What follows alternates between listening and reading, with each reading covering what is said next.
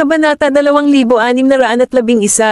Galit na galit si Morrison nang marinig ang sinabi ng babae. Hindi niya maintindihan kung paano nagkaroon pa rin ng lakas ng loob si Leia na tumawag ng pulis at sabihin sa kanila na nilabag niya ito. Dapat siya ang nangharas sa kanya.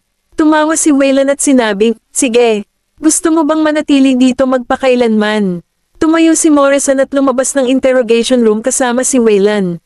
Paglabas nila ng police station, nakita nila si Leia na tumatakbo sa labas ng pinto. Dinala siya ng babaeng pulis sa ospital para sa pagsusuri, at ipinakita sa ulat na hindi siya nilabag. Bukod dito, maaaring tumstigo ang receptionist ng hotel na siya ang tumanggi na kumuha ng 2 kwarto habang siya ay lasing.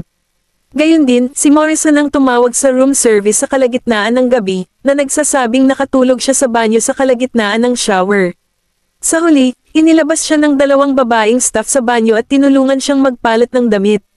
Nang makita ni Leia si Wayland, natigilan siya.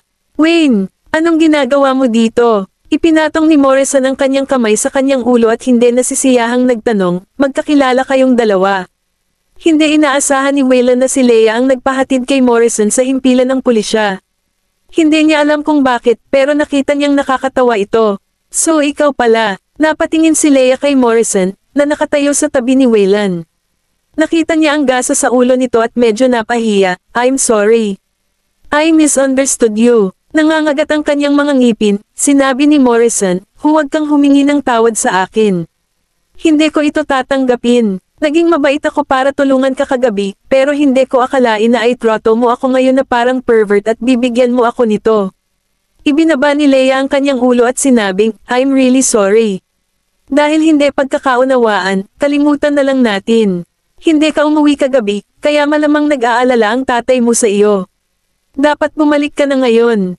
Tumango si Leia, "Salamat." Tumalikod siya at umalis. Hinaplos ni Morrison ang kanyang ulo at sinundan si Wayland. Lumingon si Wayland para tingnan siya at sinabing, "Nasaan ang kotse mo?" "Nagsuka siya sa buong kotse ko kagabi. Hindi ako nakatiis, kaya kumuha ako ng tutulong sa akin na kunin ito para malinisan ito." "Ano ang problema? Hindi man lang ba ako maupo sa kotse mo?" "Well, gagawa ako ng exception this time dahil nasugatan ka." Habang nasa sasakyan sila, nagtanong si Wayland, "Ano ang nagpabalik sa iyo ng biglaan?" Sumagot si Morrison, "Kakabalik ko lang para magbakasyon pati na rin para makilala ang asawa mo." Napangiti si Wayland, "Oo naman. Ipapakilala ko siya sa iyo bukas. Nabalitaan ko na ang iyong asawa ay isang napakahusay na manlalaban." "Totoo ba?" "Well, maaari mo siyang subukan sa iyong sarili." "Hindi, salamat. Sigurado akong higit pa siya sa isang napakahusay na manlalaban kung saan mo ito sinasabi." Napangiti si Wayland ngunit hindi umimik. Kinabukasan, sa Martial Arts Center. Sa tuwing nais ni Mahina na tulungan si Cameron na gawin ng isang bagay, si Dylan ay lumalapit at pumalit dito. "Guest ka, kaya hayaan mo kaming gawin ito." Paglabas ni Cameron sa elevator, nakita niyang kinuha ni Dylan ang mga gamit mula sa mga kamay ni Mahina na may nakakainggit ng ngiti sa lobby. Pinag-cross niya ang kanyang mga braso sa harap ng kanyang dibdib at nagtanong, "Bakit hindi mo ako tinulungan ng ganito?" Sinulyapan siya ni Dylan at walang pakialam na sinabi, "You can carry 2 bags of water bottles yourself. Hindi mo kailangan ng tulong ko." Naipit si Cameron sa pagitan ng pagtawa at pagluha habang pinagmamasdan si Dylan na papalayo. "Anong double standard?" Lumapit si Mahina kay Cameron at bamulong, "Miss, kakaiba ang mga tao sa Martial Arts Center na ito. Hindi nila ako hahayaang gumawa ng kahit ano. Bakit kailangan nilang mag-ingat sa akin?" Naramdaman ni Mahina na dahil nandito siya para makasama si Cameron, natural lang na alagaan niya si Cameron. Gayunpaman, ang mga taong ito ay patuloy na kinuha ang kanyang trabaho. Hindi man lang nila siya hinayaang gumawa ng isang bagay na kasing simple ng pag-iigib ng isang basong tubig. Pakiramdam niya ay hindi siya tinanggap ng mga taong ito sa Martial Arts Center. Tumingin si Cameron kay Mahina ng matagal bago tumawa. Kumunat ang noo ni Mahina at nagtanong, "Anong tinatawa-tawa mo, Miss?" Kabanata 2612. Ipinatong ni Cameron ang kanyang kamay sa kanyang balikat at sinabing, "Huwag mo nang masyadong isipin iyon. Hindi sila nag-iingat sa iyo. Gusto lang nilang iharap ang pinakamaganda sa kanilang sarili sa harap mo." Hirap pa ring intindihin ni Mahina. "Pero bakit?" Mamantong hininga si Cameron, tinapik ang kanyang balikat, at sinabi sa seryosong boses, siguro ito ang pribilehiyo ng isang babae. Pero babae ka rin. Pinilit ni Cameron ang isang tuyong ngiti sa kanyang mukha at sinabing, mula sa unang araw na pumasok ako, hindi nila ako tinuring na parang babae. Pagkatapos niyang magsalita, may nakita si Cameron mula sa labas ng pinto. Binawi niya ang kamay niya at naglakad patungo sa pinto. Nasa labas ng pinto sina Sapphire at Chadwick. Lumapit si Cameron sa kanila at nagtanong, ano ang nagdala sa iyo dito ngayon? Bago pa makapagsalita si Chadwick, naglabas si Sapphire ng regalo sa kanyang bag at ibinigay sa kanya. Miss, regalo ito sa iyo. Sana ay magustuhan mo ito. Saglit na natigilan si Cameron bago niya kinuha ang regalo. Para sa akin ito. Nag-cross arm si Chadwick sa harap ng kanyang dibdib at ibinaling ang kanyang ulo. Pagkatapos, buong pagmamalaki niyang sinabi, ito ay isang regalo na espesyal na iniutos sa iyo ni Sapphire bilang pasasalamat. Lumingon si Sapphire at sinabing, Chadwick, huwag mong kausapin ng ganyan si Cam. Tinulungan niya tayo. Napaawang ang lobby ni Chadwick at hindi umimik. Binuksan ni Cameron ang kahon ng regalo at nakitang ito ay isang miniature doll charm. Kamukha niya ang manika, at nakasuot pa ito ng parehong damit na isinuot niya noong araw na iyon. Ang kanyang mga mata ay kumikinang sa tuwa nang iyangat niya ang kanyang ulo para tingnan si Sapphire. Salamat, sobrang gusto ko. Marami. Ngumiti din si Sapphire at sinabing, basta gusto mo.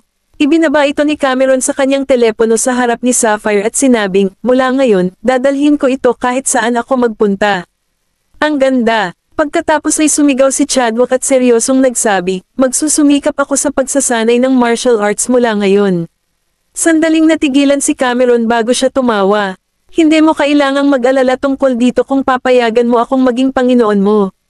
Oo naman, papayagan kitang maging Panginoon ko. Pero dahil tinulungan mo kami, simula ngayon, ikaw na ang magiging amo ko. Nang makitang sa wakas ay pumayag si Chadwick na maging amo niya, napuno ng pananabik si Cameron at niyakap siya. Napagdesisyonan na, hindi kita pababayaan. Natigilan si Chadwick nang bigla siyang niyakap ni Cameron. Kinagabihan, masayang umuwi si Cameron. Nakatayo sa entranceway, nakakita siya ng dagdag na pares ng sapatos sa sahig. Pagpasok niya sa sala, bigla niyang nakita ang dalawang lalaki sa kusina. Wayne, ano ang dapat kong gawin sa isda na ito? Seryoso, hindi ka marunong maglinis ng isda. Lumapit si Waylon sa lalaki at itinulak ito sa isang tabi. Inilagay niya ang isda sa cutting board at inilabas ito ng kutsilyo. Nakita mo, alam mo na ba kung paano gawin ngayon? Kinilig ang lalaki sa nakita at inilagay ang kamay sa kanyang ilong. Parang hindi niya kinaya ang baho ng isda. Hindi ko talaga kaya. Pero hinahangaan talaga kita. Ang galing mo magluto. Kung babae ako, gusto rin kitang pakasalan.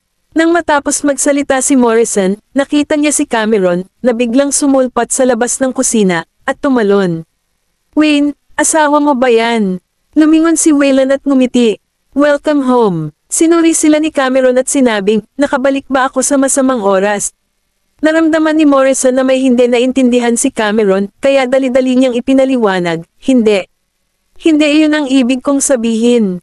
Tinanggal ni Waylon ang isda gamit ang kutsilyo at walang pakialam na sinabi, nakakaistorbo ka. Lumabas ka sa kusina. Sige. Sagot ni Morrison at lumabas ng kusina. Kabanata 2613. Lumapit si Cameron kay Waylon at tinanong, kaibigan mo ba siya? Lumingon si Waylon para tignan siya at nagtaas ng kilay. Ano ang iniisip mo? Wala naman, tanong ko lang. Ito ba ay isang bagay na hindi ko dapat itanong? Humalaklak si Waylon at sumagot, sinabi ko bang hindi mo ito maitatanong? Siya ay isang kaibigan ko mula sa Stoslow. Gusto kanyang makilala, kaya napagpasyahan kong ipakilala ka sa isa't isa ngayon. Naka-cross arms sa harap ng kanyang dibdib, tinukso siya ni Cameron. Akala ko wala kang kaibigan. Natawa si Waylon at sinabing, nasa Stoslow lahat ng kaibigan ko. Kung gusto mo silang makilala, pwede kitang ipakilala sa kanila pagbalik natin doon. Nang handa na ang hapunan, umupo silang tatlo sa harap ng hapagkainan. Si Morrison lang ang tagalabas dito, at para siyang hindi gustong third wheel na sumasabay sa mag-asawang nasa harapan niya. Kinagat ni Morrison ang isda at pinuri, oh my gosh, this tastes so nice. Napakaswerte mo talaga na naging asawa mo siya, Cam. Itinaas ni Waylon ang kanyang mga talukap upang tumingin sa kanya at sinabing, hindi mo ba alam na dapat mong itikom ang iyong bibig kapag kumakain ka? Bakit? Dapat tayong mag-usap at makisalamuha kapag tayo ay kumakain. Iyon ang pinakamagandang bahagi tungkol sa hapunan. Pagkatapos magsalita ni Morrison, tumingin siya kay Cameron at nagtanong, Cam, matagal na akong nag-iisip tungkol sa isang bagay. Paano mo ibinaba si Wayne? Halos mabulunan si Cameron sa kanyang sabaw. Itinaas niya ang kanyang ulo at nagtanong, ibaba mo siya. Oo, ang isang partido ay kailangang maging mas maagap sa isang relasyon. Hindi ko akalain na si Wayne ay isang taong magkukusa, kaya na-curious ako kung paano mo siya mapapabagsak. Tutal, hindi naman siya nagpakita ng interes sa mga babae noong nasa Stoslow kami. Huminga ng malalim si Cameron habang natulala. Wayne isn't someone who'll take the initiative. Hindi siya interesado sa mga babae. Nahirapan si Cameron na paniwalaan. Nagsimula pa siyang isipin na ang Waylan na nililigawan niya ngayon ay ang peking Waylan. Inikat niya ang kanyang ulo para tingnan si Waylan. Nilinis niya ang kanyang lalamunan at sinabing, bueno, ganyan ako noong nasa Stoslow ako. Napatingin sa kanila si Morrison. Maya-maya, pumikit siya at nagtanong, seryoso? Ikaw ang humabol sa kanya. Hindi ka naman nagsisinungaling sa akin diba? Sumimsim si Waylan sa sopas at sumagot, hindi. Laking gulat ni Morrison kaya napasandal siya sa kanyang upuan. Hindi makapaniwalang tumingin siya kay Waylan at sinabing, sa totoo lang, hindi ko talaga inaasahan iyon. Noong college tayo, lagi mong binibigyan ng malamig na balikat si Evelyn. Bago pa man siya matapos magsalita ay sinaman siya ng tingin ni Waylan. Evelyn, nagningning ang mga mata ni Cameron nang magtanong, ganoon ba talaga kasikat si Wayne noong siya ay nasa kolehiyo? Tumawa si Morrison, oo, guwapo siya, maamo at mayaman. Siyempre, kapag hindi siya pumapatol sa sinuman, siya ay Morrison. Itinaas ni Waylan ang kanyang mga talukap, walang emosyon ang mukha niya. Sa tingin ko ay naging madali si Miss Young sa iyo nang matamaan niya ang iyong ulo kagabi. Lumungkot ang mukha ni Morrison nang banggitin ni Waylan si Leah. Iyon ay, paiya. Para sa kanya. Wayne, paano mo ako nababantaan ng ganyan? Pinagdikit ni Waylan ang kanyang mga daliri at inilagay sa ilalim ng kanyang baba. Ano sa tingin mo kung tawagin ko si Miss Young? Pareho kayong single. Dahil kilala nyo na ang isa't isa, siguro magandang ideya na kayong dalawa para mapaunlad ang inyong relasyon. Hindi, sandali lang. Hindi ko siya kilala, at ayokong magkaroon ng anumang relasyon sa kanya. Nag-aalalang sabi ni Morrison. Napangiti si Waylan, tapos tumahimik ka at kumain pa. Kung makarinig ako ng isa pang salita mula sa iyong bibig. Alam mo kung ano ang gagawin ko, di ba? Nagkibit balikat si Morrison at bumantong hininga, sige, sige. Tikom ang bibig ko. Hindi ako dapat nakipagkulitin sa lalaking may asawa na. Walang choice si Cameron kundi tapusin ang usapan. Naisip niya na wala siyang mailalabas sa bibig ni Morrison o Waylan, gaano man siya ka-curious.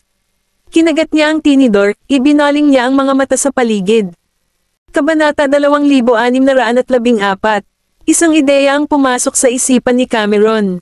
Nang matapos si Morrison sa kanyang hapunan, pinalayas siya ni Waylan. Tumayo si Morrison sa koridor at pinagalitan si Waylan dahil sa kanyang kawalang puso bago umalis na nagtatampo. Nang isara ni Waylan ang pinto at lumingon, nakita niya si Cameron na nakasandal sa dingding at medyo nadismaya pagkaalis ni Morrison. Damilat siya at huminto sa harap ni Cameron. Anong meron? Para sa akin, gusto mo pa ring makarinig ng mga kwento tungkol sa nakaraan ko. With a smile on her face, she said, I just think that you have such a good friend. Baka dapat ko siyang yayain na kumain balang araw ha. Binuhat siya ni Waylan mula sa sahig at lumapit sa sopa. Ipinatong ni Cameron ang kanyang mga kamay sa kanyang dibdib at nagtanong, anong ginagawa mo? Kinagat ni Waylan ang kanyang mga labi at sinabi sa isang husky na boses, Cam, kung gusto mong marinig ang higit pang mga kwento tungkol sa aking nakaraan, maaari mo lamang akong tanungin. Kinagat ni Cameron ang kanyang labi dahil sa galit at sinabing, kung wala siyang binanggit, hindi mo sasabihin sa akin ang anumang ginawa mo sa Stoslow, hindi ba? Umupo si Waylan at inilagay siya sa kanyang kandanggan. Paano ko malalaman na gusto mong malaman kung hindi mo ako tatanungin? Natigilan si Cameron. Lumapit siya sa tenga niya at mamulong, nagseselos ka ba ngayon, Cam? Nilhinggan niya ang kanyang mukha at sinabing, hindi kita kilala noon, kaya bakit ako magseselos? He chuckled and turned her face hanggang sa magtama ang tingin nilang dalawa. Sinundan ko ang aking lolo sa tuhod sa Stoslow noong ako ay 5 taong gulang. Maliban sa pagbabalik sa Slovakia sa panahon ng bakasyon, ginugol ko ang halos lahat ng oras ko. Doon, kilala ko si Morrison dahil sa lolo ko. Ang kanyang lolo ay kaibigan ng aking lolo sa tuhod. Ang kanyang pamilya ay nanatili sa Stoslow bago ipinanganak si Morrison. Nang may nangyari sa pamilya ni Morrison, kinuha siya ng lolo ko, at doon ko siya nakilala. Nakapasok siya sa kolehiyong pinapasukan ko, at magkasama kaming nagkita ni Evelyn. Tumaas ang kilay ni Cameron at nagtanong, dahil siya ang campus belle, sigurado akong maganda siya, di ba? Napangiti si Waylon, oo, ang ganda niya talaga. Nang makitang nagbago ang ekspresyon ni Cameron, inilapit ni Waylon ang kanyang mukha sa pagitan ng kanyang mga kamay at sinabing, pero para sa akin, mas maganda ka kaysa sa kanya. Hindi inaasahan ni Cameron ang ganito mula sa kanya. Namula ang mukha niya sa kahihiyan, at iniwas niya ang mukha. Mayroon kang napakatalino na dila. Lumawak ang ngiti sa kanyang mukha, at inilagay niya ang kanyang buhok sa likod ng kanyang tenga. Ikaw ang unang babaeng sinubukan kong habulin. So, syempre, mas maganda ka sa kanya. Natuwa si Cameron sa kanyang talumpati sa pag-ibig at sinabing, patawarin kita kung ganoon. Hinawakan niya ang kanyang tummy at sinabing, pero ngayon lang ako kumain ng sobra. Kailangan kong mamasyal. Nang tatayo na sana si Cameron, bigla siyang binuhat ni Waylon sa kanyang mga braso. Maglakad. Binuhat niya ito sa itaas at sinabing, ang ehersisyo ay mabuti para sa panunaw. Ilang sandali pa bago niya napagtanto ang sinasabi ni Cameron. Sinuntok niya ito ng kanyang kamao at sumigaw, ano ba ang iniisip mo sa lahat ng oras, Wayne? Tumawa siya. Lumalalim na ang gabi. Walang ekspresyong nakaupo si Zephyr sa couch habang iniikot ang baso ng red wine sa kanyang kamay. Nang matapos maligo si Roxy ay umupo ito sa tabi ni Zephyr at niyakap ito. Zeph, hindi ka pa ba matutulog? Niyakap siya ni Zephyr at sinabing, hinihintay mo ba ako? Namula ang mukha niya at ibinaon niya ang ulo sa dibdib nito. Bastos ka, bakit mo tinatanong kung alam mo na ang tungkol dito? Hinaplos ni Zephyr ang kanyang ulo. Bagamat may maamong ekspresyon sa kanyang mukha, walang emosyon ang kanyang mga mata. Biglang nagtanong ang babae sa kanyang mga bisig, Zeph, maaari ba akong magtanong? Natigilan siya saglit at sumagot, ano iyon? May gusto ba sa'yo si Miss Young? Kung gusto ka niya, magugustuhan mo pa rin ba ako? Tanong ni Roxy habang nilalaro niya ang sinturon na nakatali sa kanyang bathrobe. Kabanata 2615. Kumunat ang noo ni Zephyr. Hinawakan niya ang baba niya at pinilit na iyangat ang ulo niya. Sino nagsabi sa'yo niyan? Bahagyang natigilan si Roxy. Kinagat niya ang kanyang mga labi at sinabing, ako mismo ang nahulaan. Nakikita ko na ang pag-aalala niya sa iyo ay matagal ng higit pa sa pagkakaibigan. Pagkatapos niyang magsalita, pumulupot siya sa leeg ni Zephyr at nagpatuloy. Zeph, alam kong sabay kayong lumaki, pero nag-aalala ako na ma-inlove ka sa kanya. Mamahalin mo ako habang buhay, di ba? Hindi naman sumagot si Zephyr. Pagkaraan ng mahabang sandali, itinulak siya nito, ibinaba ang baso, at tumayo. Matulog ka muna, kailangan kong pumunta sa study room sandali. Lumungkot ang mukha ni Roxy habang pinagmamasdan si Zephyr na lumabas ng kwarto. Hinaplos niya ang mukha niya nakahawig ni Daisy. Kinailangan siya ng humigit kumulang $30,000 para maging katulad ng mukha ni Daisy. Kaya lang hindi niya inaasahan na magiging girlfriend niya si Zephyr dahil sa mukha nito. Nung una, akala niya pwede na siyang maging girlfriend ni Zephyr dahil mas naging maganda siya. Akala niya ay ikakasal siya sa isang mayamang pamilya, ngunit ang sinabi ni Leah noong isang araw ang nagpagising sa kanya, mula sa kanyang panaginip. Siya ay walang iba kundi ang kapalit ni Daisy. Gayunpaman, nag-asawa na si Daisy, kaya hindi siya nag-aalala kay Daisy. Ang taong pinag-aalala niya, tungkol kay Leah. Si Leah ay napakalapit sa mga Goslang. Maging ang ina ni Zephyr ay itinuring si Leah bilang kanyang magiging manugang, at sinabi nito ang kanyang pagtutol ng ipahayag ni Zephyr na nakikipagrelasyon siya kay Roxy. Sina Zephyr at Leah ay lumaki ng magkasama. Noong nasa ilalim na siya ng buhay, si Leah ang nakasama at nag-aalaga sa kanya. Walang paraan na hindi mahuhulog ang isang lalaki sa isang babaeng nag-aalaga sa kanya ng sobra. To put it bluntly, Zephyr just cannot bring himself to say no to Leah. Ang dahilan kung bakit siya nagalit noong isang araw ay sinabi ni Leah na tinatrato niya si Roxy bilang isang kapalit. Kung humingi ng tawad si Leah sa kanya, tiyak na patatawarin niya ito at patuloy na magiging kaibigan ni Leah. Isang malamig na ngiti ang lumitaw sa labi ni Roxy. Paano kung si Leia ay anak ng isang mayamang pamilya? Nabulag siya sa kanyang emosyon at tulala. Hindi siya kumibo kahit na ang lalaking crush niya ay may gusto sa matalik niyang kaibigan sa loob ng maraming taon, at hindi nakakapagtakang hindi alam ni Zephyr na may gusto sa kanya ang babaeng ito. Siyempre, hindi mahalaga kung alam ni Zephyr na gusto siya nito.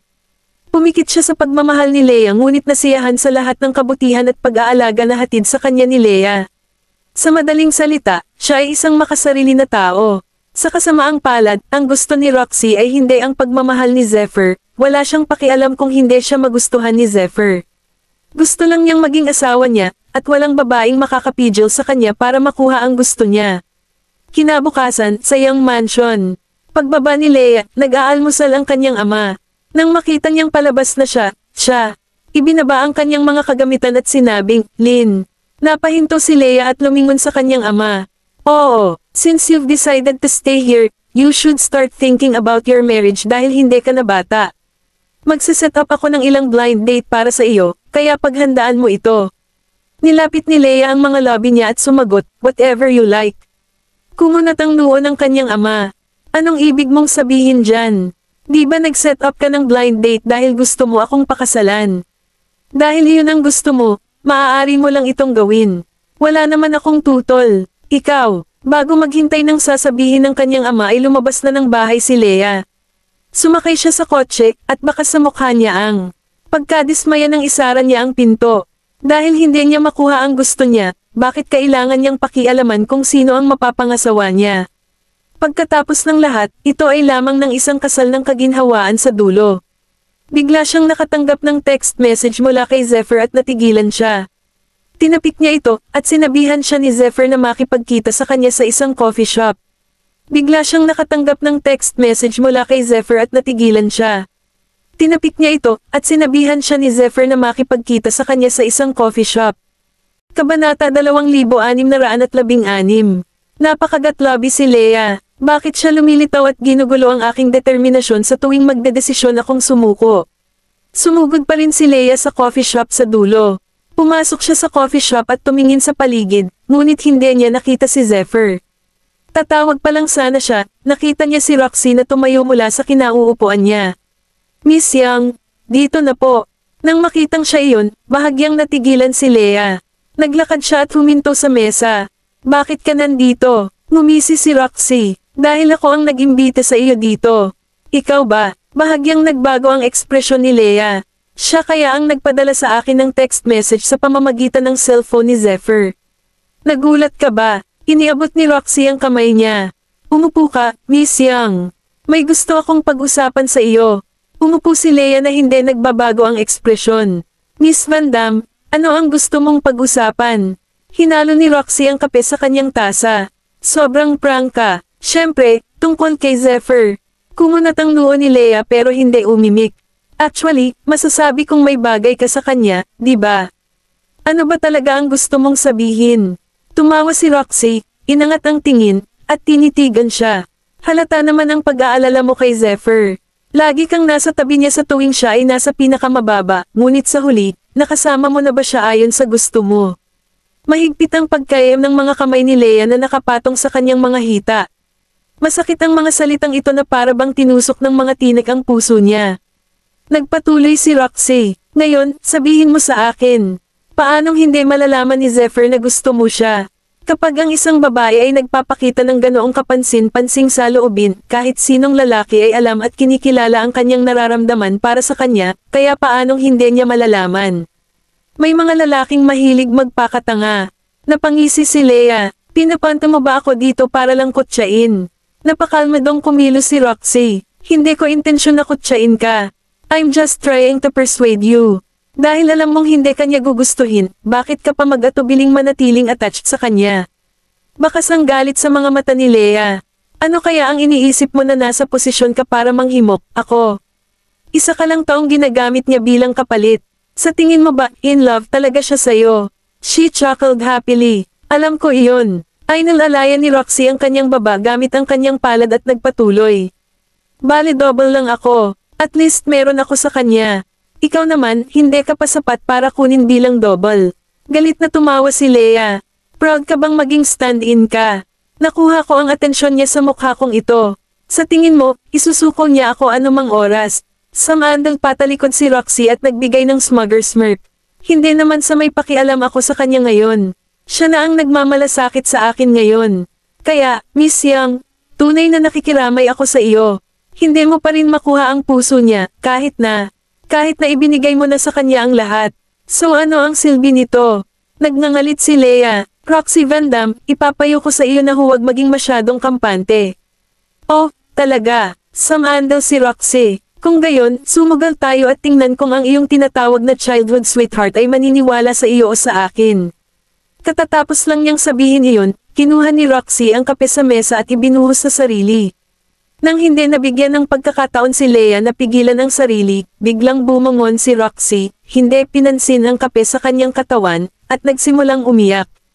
Miss Yang, bakit mo ito ginagawa sa akin?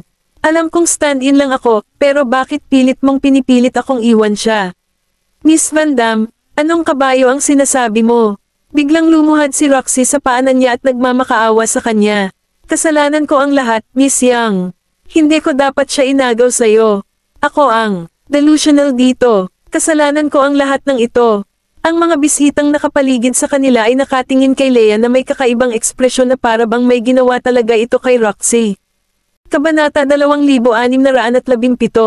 Roxy, bumangon ka na. Isang boses ang biglang tumunog. Bahagyang nagbago ang ekspresyon ni Leia. Agad siyang lumingon at nakita niya si Zephyr na papalapit sa kanila. Akmang ipapaliwanag niya ang sarili, dumaan si Zephyr sa kanya, lumapit kay Roxy, at tinulungan siyang tumayo. Nanginginig na yumuko si Roxy sa kanyang mga bisig.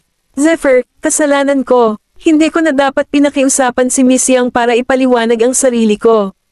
Ginawa ko lang iyon dahil ayokong magkamali si Miss Yang. Hinubad ni Zephyr ang kanyang coat at ibinalot ito sa kanya. Sa sobrang galit ni Leia ay naikuyom niya ang kanyang mga kamay sa mga kamao at nagngangalit ang kanyang mga ngipin. Zephyr, anong ibig mong sabihin? Sinasabi mo ba sa akin na pinili mong maniwala sa kanyang mga salita? Wala akong ginawa sa kanya. Leia Yang. Malakas na sinigaw ni Zephyr ang pangalan niya at walang ekspresyon na tinitigan siya. Sino pa ba ang makakagawa ng ganoong bagay maliban sa iyo? Nanlamig si Leia sa kinatatayuan, at unti-unting lumubog ang puso niya sa purong kadiliman. Bahagyang namumula ang mga mata niya, at paus ang boses niya. Kaya, pinili mong maniwala sa kanya. We've known each other for so many years. But in the end, I can't even compare myself to Roxy, someone he only known for a few months. Kumunat ang noo ni Zephyr, at hindi nagbabago ang ekspresyon niya. Bakit hindi? Hindi ba ginamit mo ang eksaktong parehong paraan laban sa ibang tao noong tayo ay nasa high school? Ang tinutukoy niya ay ang nangyari kay Lisa noon. Binubuli ko si Lisa noong bata pa ako, pero never akong nangbuli ng kahit sino nang walang dahilan. Hindi ko lang hinayaan na makawala si Lisa sa pagkukunwari. Pero ginagamit niya talaga ang mga bagay na ito bilang kanyang mga bala para turuan ako ng leksyon ngayon. Huminga ng malalim si Zephyr. Leia, kung kaibigan mo pa rin ang tingin mo sa akin, hihingi ka ng tawad kay Roxy. Maya-maya, ngumisi si Leia. Paano kung ayaw kong gawin iyon? Hindi siya umimik kahit isang salita. Tinuro ni Leia si Roxy. Pinipilit mo talaga akong humingi ng tawad sa isang stand-in. Bakit ako hihingi ng tawad? Wala akong nagawa. Obvious naman na siya ang nagdidirek at naglalabas ng show mag-isa. Sapat na ba ang sinabi mo? Si Zephyr ay nasa bingit ng pagkawala ng kanyang ulo. Doble ang tinutukoy mo sa kanya. Ha, nagseselos ka ba kay Roxy? Mapatla ang pisngi ni Leia, at umaagos ang dugo sa puso niya dahil sa sakit. Ganyan na ba ako ka-unbearable sa kanya? Zephyr, gusto mo ba talagang humingi ako ng tawad sa kanya? Oo. Walang pag-aalinlangan na nagsalita si Zephyr at saka idinagdag, hindi ba dapat humingi ka ng tawad kapag may nagawa kang mali? Leia, maganda ang relasyon ng mga pamilya natin. Hanggat humihingi ka ng tawad, hindi ko na iuulit ang nangyari ngayon. Paus ang boses ni Leia. Paano kung hindi ko gawin? Matagal siyang tinitigan ni Zephyr. Kung gayon, hindi na natin kailangang makipag-ugnayan sa isa't isa mula ngayon. Isang patak ng mainit na luha ang lumabas sa butas ng mata ni Leia. Naging malabo ang kanyang paningin, at nasa puso niya. Ang bingit ng pagyayelo. Zephyr Goslang, talagang pinagsisisihan ko. Ikinalulungkot ko ang paghabol sa iyo ng buong puso at kaluluwa sa lahat ng mga taon na ito. Nagsisisi ako na saglit, pinangarap ko talaga na lingunin mo at malaman mong hindi ako umalis. Ngunit ngayon, ang lahat ay isa ng foregone conclusion. Lahat ng iba ay hindi na kailangan. Zephyr Gosling, dahil sinabi mo ngayon, sana hindi ka magsisi. Simula ngayon, walang kinalaman sa akin ang anumang bagay na may kaugnayan sa iyo. Tungkol naman sa paghingi ng tawad, ako, si Lea Yang, ay hindi hihingi ng tawad sa kanya, Roxy Van Dam, sa buhay ko, histeryosong sigaw ni Lea sa ibabaw ng kanyang mga baga. Pagkatapos noon, naramdaman niyang parang dinudurog ang puso niya. Mahigpit na ibinuka ni Zephyr ang kanyang mga labi habang yumiigting ang kanyang ekspresyon. Ikaw, ang tunog ng pumalakpak ay nanggaling sa kung saan sa loob ng kafe. Nako, napakagandang palabas, nagulat si Lea. Lumingon siya, only to see Morrison came out of nowhere. Siya yon. Huminto si Morrison sa tabi ng dalawa, at samimangot si Zephyr. Sino ka? Ako. Nag-cross arms si Morrison at ngumisi. Siyempre saksi ako. Ang mga pupils ni Roxy ay nagsikip ng ilang segundo, at may bakas ng gulat ang bumungad sa kanyang mga mata. Kabanata 2618. Tiningnan ni Morrison nang malapitan si Roxy. Hindi ko talaga akalain na mapalawak ang aking pananaw ng isang babaeng Slovakian. Sa ganoong husay sa pag-arte, sayang wala siyang career sa showbiz. Nag-iwas ng tingin si Roxy na nagkukunwaring mahina at maislan. Ikaw, anong pinagsasabi mo? Parang hindi naman kita nasaktan sa ibang lugar ah. Humalaklak si Morrison. Nagpakilala lang naman ako diba? Saksi ako sa pangyayaring ito, kaya walang kinalaman kung nasaktan mo ako o hindi. Kung tutusin, maaari kang magsinungaling bilang isang biktima, ngunit ang iba ay hindi. Bahagyang lumamlam ang ekspresyon ni Zephyr, ngunit hindi siya umimik, kahit isa. Hinawakan ni Roxy ang kamay niya. Zephyr, kailangan mong maniwala sa akin. Hindi talaga ako nagsinungaling. Mamantong hininga si Lea at wala na siyang pakialam na magsalita ulit para sa sarili. Wala na siyang gustong sabihin pa. Hindi nagmamadaling kinuha ni Morrison ang kanyang cellphone. Hindi sinasadyang nakapag-record ako ng isang eksena noong nagre-record ako ng video sa itaas. Interesado ka bang mag-enjoy kasama ako? Natarante si Roxy at iniunat ang kamay, balak agawin ang kanyang cellphone. Napaatras si Morrison at nagbigay ng ngiti, mukhang tusong parang sorrow. Miss whoever you are, bakit ka kinakabahan? Kung hindi ka nagsinungaling sa pangyayari, ano ang dapat ikatakot? Ako, hindi ako, kayo. Mag-partner kayong dalawa, di ba? Sinusubukan mo akong i-frame dito. Parang maiiyak na si Roxy. Malapit na siyang maina sa lalaking ito na lumabas ng wala sa oras. Magkasosyo. Wait, napatingin si Morrison kay Lea. Hindi ko nga alam ang pangalan niya. Anong uri ng partnership ko ba sa kanya? Gumagawa lang ako ng mabuting gawa dahil may nasaksihan akong maruruming gawain. Matapos ipaliwanag ang sarili, ibinigay ni Morrison ang kanyang telepono kay Zephyr. Dod, baka ayaw mong makaligtaan ito. Binasa ni Zephyr ang buong video. Sa video, sinabuyan ni Roxy ang sarili ng kape, at hindi pa siya ginagalaw ni Lea mula simula hanggang dulo. Nawala ng lakas si Roxy sa isang segundo, umindayog ang kanyang katawan, at nagbago ang kanyang ekspresyon. Zephyr, makinig ka sa akin. Binigyan siya ni Zephyr ng isang makahulugang tingin, at natahimik agad si Roxy. Pagkatapos ay inalis niya ang mga kamay nito sa braso niya at agad na lumabas ng kafe. Zephyr, gustong makasabay ni Roxy, ngunit hindi niya nakalimutang bigyan ng matinding titig ang lalaking Sam Iris sa kanyang plano bago niya hinabol si Zephyr. Binawi ni Morrison ang phone niya at aalis na sana. Hinawakan siya ni Lea sa braso. Sandali lang. Bumalik ang tingin ni Morrison sa kanya at saka seryosong sinabi, Miss Yang, hindi ko kailangan ng pagpapahalaga mo sa nangyari. Nakita ko ang nakita ko, at hindi ko nagustuhan. Iyon ang dahilan kung bakit pinili kong gumawa ng isang bagay tungkol dito. Pagkasabi nun ay inalis niya ang kamay ni Lea sa braso niya. Hindi mo na ako kailangang sunggaban para pigilan ako. Huwag na natin akong ipadala muli sa kamay ng mga pulis. Magdudulot iyon ng kapahamakan para sa akin. Ako ay, sorry sa nangyari last time.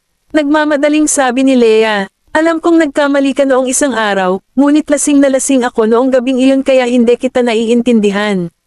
Hehe, ipinasok ni Morrison ang kanyang mga kamay sa kanyang mga bulsa. Dahil hindi maganda ang pagsasama ninyo ng alak, mangyaring huwag uminom ng marami sa hinaharap. Magdudulot ka lang ng maraming problema sa iba. Saka siya tumalikod at umalis. May naisip si Leia at sinundan siya. Sa entrance ng cafe, sumakay si Morrison sa kanyang sasakyan, at humakbang si Leia at hinawakan ang pinto na isasara na sana niya. Nagsorry ako sa iyo, napangisi si Morrison dahil sa galit.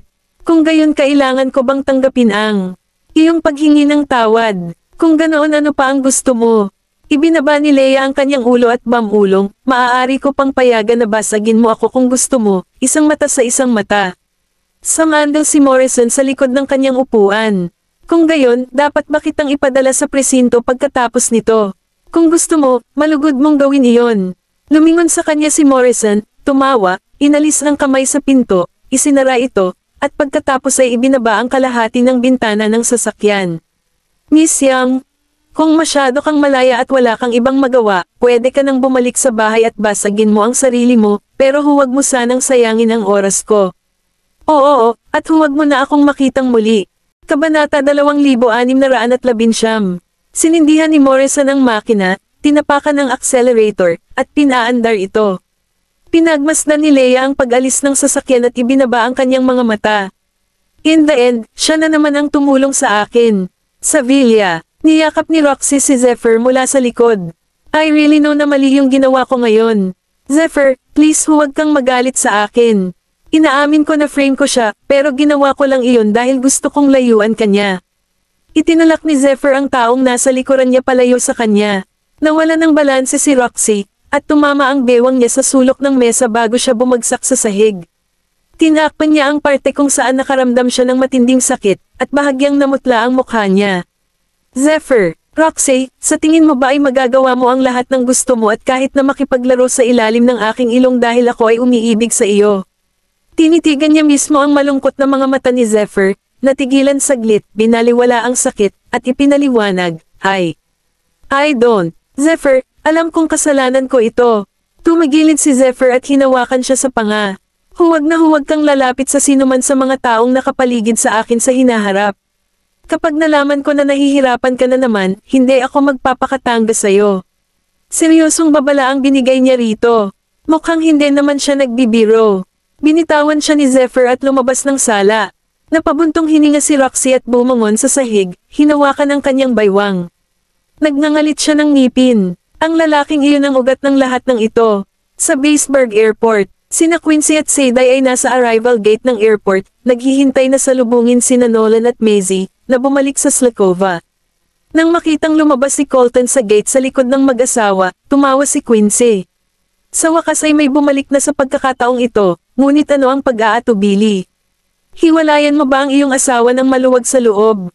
Kinuha ni Colton ang kanyang bagahe at itinulak ito sa trunk. Tinapik siya ni Quincy sa balikat. Magiging maayos din ang lahat.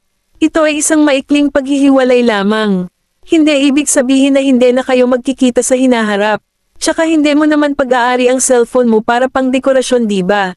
Pinandilatan siya ni Colton at may gustong sabihin, ngunit agad niyang nilunok ang mga salitang gustong kumawala sa kanyang bibig, nagkunwaring ayaw na siyang kausapin, at sumakay sa kotse sa likod ng sasakyan na humahantong sa daan. Nang malaman ni Waylon na nakabalik na sila sa Slakova, tumungo siya sa mansyon ng Goldman at naghintay sa kanila kasama si Nicholas. Pagdating nila sa mansyon, malugod silang tinanggap ni Nicholas sa kanilang pag-uwi na may ngiti sa mga mata. Pagkatapos ng kalahating buwan na wala, sa wakas ay nakabalik ka na. Itay, ito ay regalo sa iyo ng Her Majesty the Queen. Ibinigay ni Maisie ang kahon ng regalo kay Nicholas, na nagulat. Kinuha niya iyon mula sa kanya gamit ang dalawang kamay. Regalo ni Reyna Diana. Wow, hindi ba ito ang pinakabagong massage device?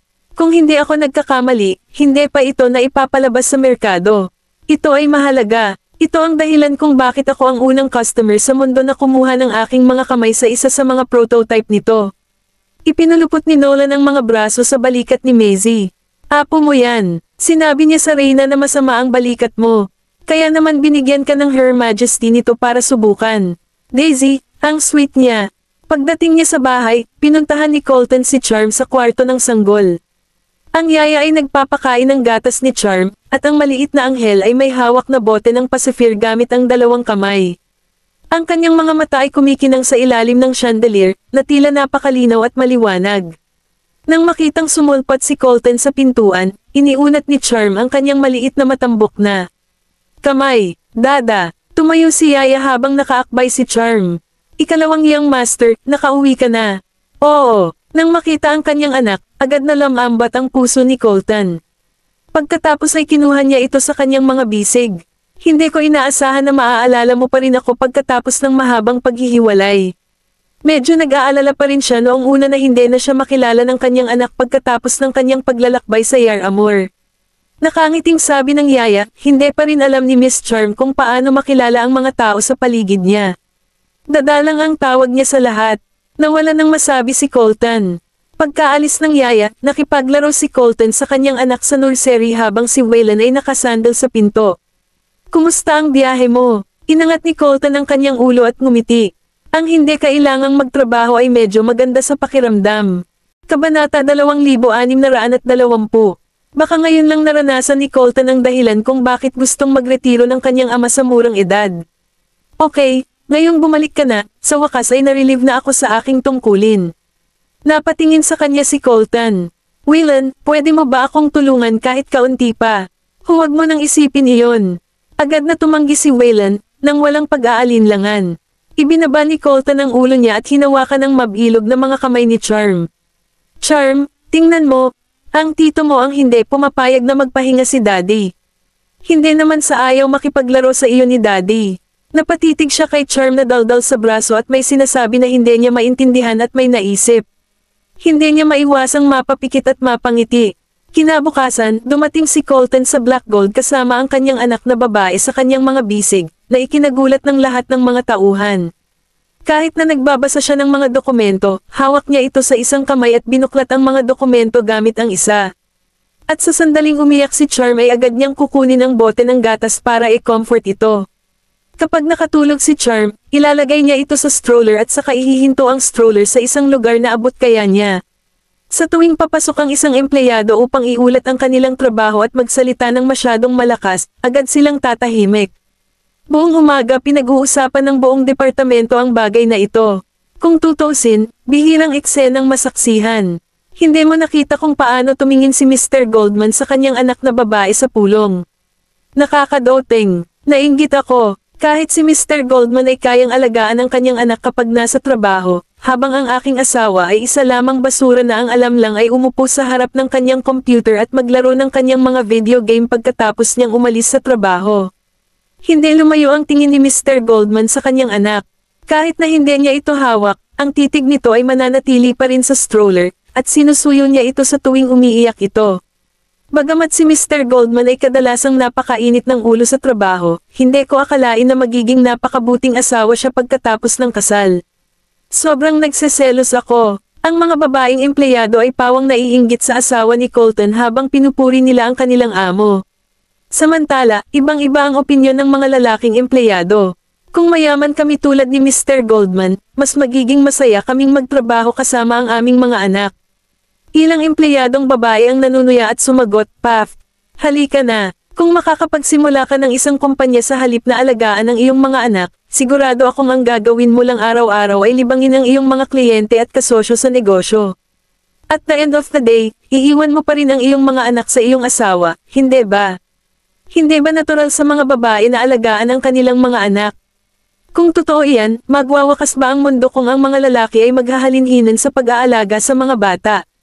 Natigilan ang mga lalaki. Bago ang bisperas ng bagong taon, nagkaroon ng barbecue dinner ang training center. Nagkataon na nasa ibang bansa si Mahina sa araw na ito, kaya ito ang unang pagkakataon na magdiwang ng bagong taon sa isang bansang hindi niya tinawagan.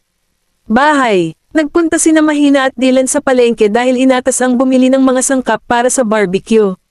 Ang merkado ay puno ng mga nagtitinda na nagbebenta ng mga produkto. Napakasigla at puno ng maligaya na kapaligiran. Ang dalawa ay bumili ng lahat ng uri ng mga sangkap, at nakita ni Mahina na si Dylan ay may napakaraming mga bag sa kanyang kamay, kaya't nais niyang kunin ang ilan sa mga ito mula sa kanya. Nagmamadaling tanggi ni Dylan, "Wow, you don't have to. Ipaubaya mo na lang sa akin ang mabigat na trabaho." Nagtaka siya, "Hindi na ba tayo bibili? Kaya mo ba, talaga?" Ngumiti si Dylan at sumagot. Ayos lang ako. Lalaki ako, kaya walang bagay na hindi ko kayang buhatin. Nang makitang hindi niya ito hahayaang tumulong, nakaramdam ng kawalan ng magawa si Mahina. At dahil medyo masikip ang palengke, sa sandaling may nabangga siya, naramdaman niyang naputol ang kanyang bulsa. Hindi niya namamalaya na kinapa niya ang kanyang bulsa at agad na lumingon. Hoy, ang pitak ako, magnanakaw ka. Ang figure ay nakipaglaban sa mga tao at nagsimulang tumakbo kaagad. Matapos ang napakaraming taon ng pagsasanay sa martial arts, si Mahina ay hindi rin isang ordinaryong binibini. Sa sandaling napili siya ng magnanakaw bilang kanyang target, iyon na ang simula ng kanyang malas. Walang pagdadalawang isip na sinugod ni Mahina ang magnanakaw. Nang makitang may hinahabol siya, agad siyang sinundan ni Dylan. Miss Mahina, saan ka pupunta? Tumakbo ang magnanakaw sa isang eskinita, iniisip na baka nawala siya. Gayunpaman, nang lumingon siya, nakita niya ang babae na sumusunod sa kanya na parang isang bloodhound, at nagpatuloy siya sa pagtakbo, hindi umaalis sa anumang espasyo. Para makahinga siya, tumigil ka dyan at ibalik mo ang pitak ako. Nang makitang tumanggi siyang huminto, tumingin si Mahina sa paligid at tumahak sa ibang landas. Pagkalabas ng magnanakaw sa eskinita, sinunggaban siya ni Mahina at sinipa sa lupa. How dare you run away from me?